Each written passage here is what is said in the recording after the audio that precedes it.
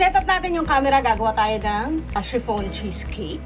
I-flex natin yung bago nating oven. Tara! Nakaset up na. O, diba? 6 na itlog. O, hiwalayin natin ang egg white at ang egg yolk. Ayan, so hiwalay na. So, focus muna tayo sa egg yolk.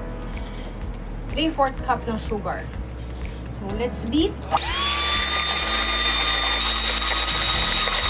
Okay na, no? Aha, pale na. So, medyo nag-double na yung size niya, oh. 1/4 cup na oil. Vanilla. Charan. Half teaspoon lang. Baka naman. 90 ml na gatas.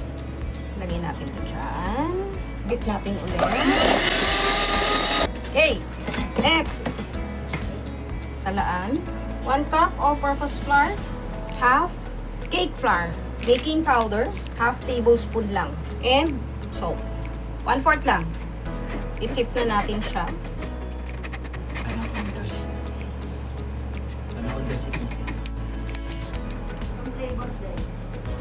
Say hi! Gag! Mix na natin to. Mix.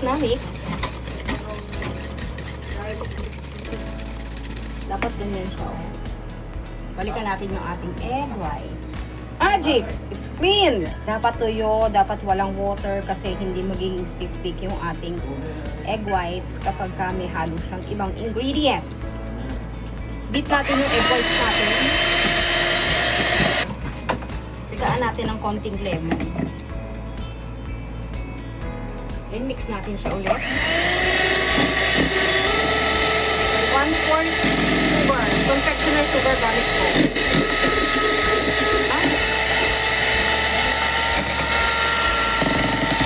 Yan yung texture na hinahanap natin. Hindi siya nahuhulog. So next, balikan natin yung ating texture. Ilalagay natin siya dito. Unti-unti lang muna. Hindi natin siya ihahalo ng halong-halo. Fold lang. Lagyan na natin yung iba.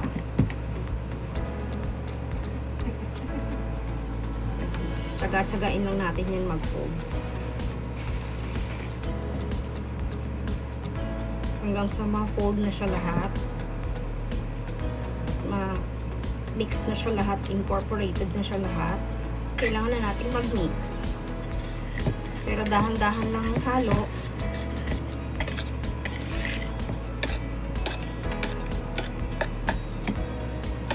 Okay na to.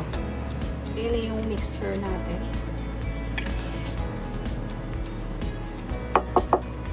So, grease natin ng oil. Tissue. Ilagay natin ang oil. Grease natin doon sa buong lalagyan. Kasi parang hindi dumikit yung ating cake. Parchment paper. Kupiin. So, mag-form tayo ng triangle. Kupitin. Simpleng bilog. Yan. I-grease natin ulit ito. Sali lang natin ito dito. Tap. Ito na yung exciting part. Ito na yung oven ko. Gagamitin na natin yung oven. I-flex ko lang yung oven namin. Oh. Kasi, diba? Nagpe-preheat na tayo ng oven. Ah! Bongga, diba? Sinet ko na siya to 180 degrees for 30 minutes. Ayan na siya. Gagawa tayo ng icing. Meron akong natirang icing cream. Ito yung gagamitin natin. Meron tayong natirang cream cheese.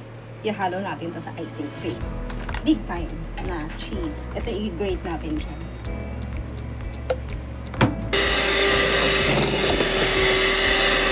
Lipin natin. Ah, bongga. Tingnan natin kung success na. Oh, ha? Oh, hayaan na lang natin siyang lumamig. Okay, so balik tayo sa icing. Ayan, so pwede na yung pang-toppings natin. If pick na siya, ay di na siya tatapon. Carry na yan. Okay, so kumpleto na tayo. Ito na yung ating chiffon cake. Icing na pang ibabaw. Oh, ha? So balik ka rin na natin yung ating cake. Eh, top. Oh, ha? So, iwain natin siya. Tanggalin natin yung ibabaw kasi hindi kakapit yung icing pagka may ibabaw.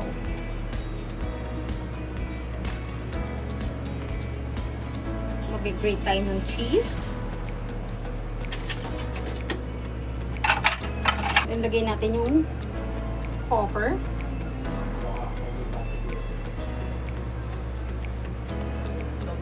Okay lang kahit hindi makinis kasi tatakpan natin yan ng cheese.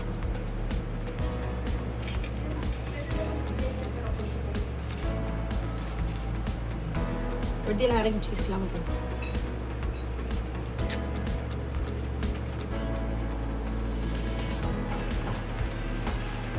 Ito na yung ating finished product. Cheesecake. Oh, ha? Here's the cheesecake. Happy eating!